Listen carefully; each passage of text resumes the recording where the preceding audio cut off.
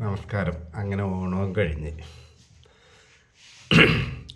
ഇത് എന്നേലും കുറച്ച് പ്രായം കൂടുതലുള്ളൊരു ചേട്ടൻ, എന്നെ ചെറുപ്പം മുതലേ അറിയുന്ന ഒരു വ്യക്തി.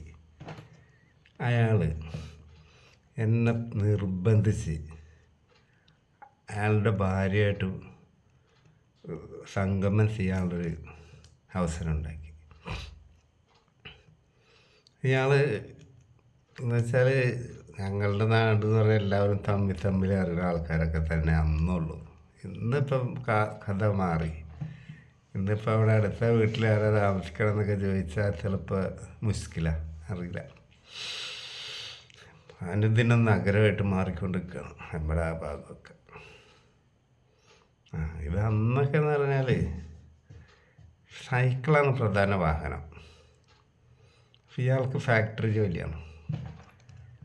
ഇയാളുടെ ഭാര്യ കാണാൻ നല്ല ബ്യൂട്ടിയാണ്.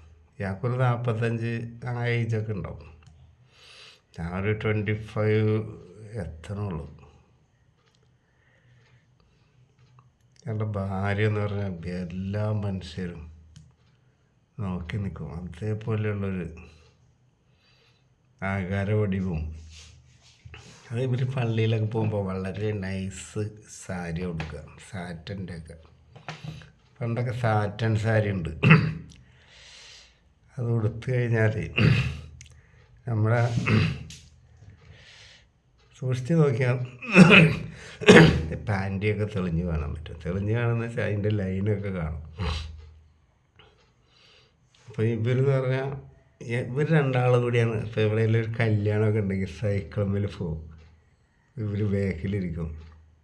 ഭയങ്കര കമ്പനി എന്ന് പറഞ്ഞാൽ ഭയങ്കര കമ്പനിയാണ് അവർ തമ്മിൽ.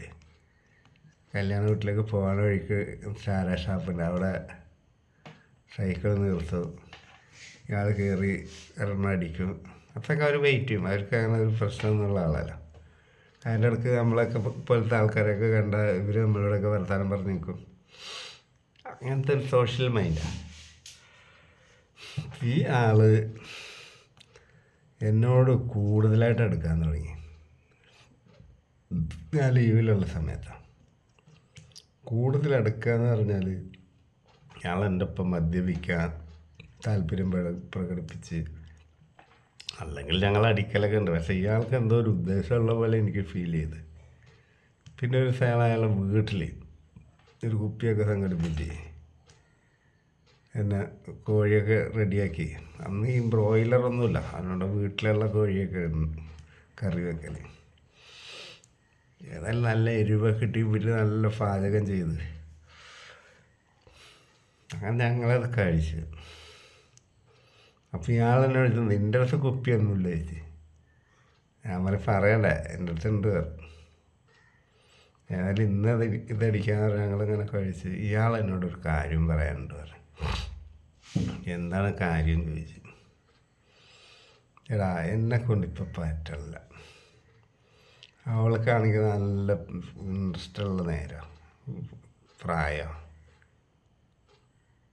ഞാൻ പലതും ചെയ്തു കൊടുക്കലുണ്ട്, അതുകൊണ്ട് തൃപ്തിപ്പെട്ട് ജീവിക്കണമുണ്ട്. അതായത് ഇയാൾക്ക് പെട്ടെന്ന് വരും.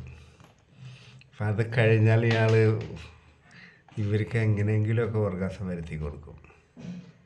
അല്ലെങ്കിൽ ഫോർ പ്ലേ പരിപാടിക്ക് മുമ്പോ വരുത്തി കൊടുക്കും. പക്ഷെ ഒരാണിൻ്റെ സംഭോഗത്തിലൂടെ ഓർഗാസം പെണ്ണ് അനുഭവിക്കുന്നില്ല. ഇയാളുടെ പ്രശ്നം അതാണ്. അപ്പോൾ ഇയാളെന്നോട് പറഞ്ഞാൽ ഞാൻ ഇതിനെ ഭയങ്കരമായിട്ട് സ്നേഹിക്കുന്നുണ്ട് എൻ്റെ വൈഫിനെ. അപ്പോൾ അവൾക്ക് എല്ലാ സുഖവും കിട്ടണം പറഞ്ഞു പറഞ്ഞാൽ ഞാൻ അവരെ ചെയ്തു കൊടുക്കണതാണ്. അന്നുകൊണ്ട് ഈ വിചിത്ര സ്വഭാവമുള്ള ആൾക്കാർ, ഇന്ന് മാത്രമല്ല, ഇന്നിപ്പോൾ നമുക്ക് ലോകമെമ്പാടുമുള്ള സംഭവങ്ങളൊക്കെ കാണാം. ഈ ഭാര്യമാരെ വെച്ച് മാറലും അങ്ങനത്തെ ഒക്കെ ഇപ്പോൾ ഒരു പുതുമയുള്ള കാര്യമല്ല. പക്ഷെ അന്നുണ്ട് ഇങ്ങനത്തെ ആൾക്കാർ. അതാണിപ്പോൾ ഞാൻ പറഞ്ഞു വരുന്നത്.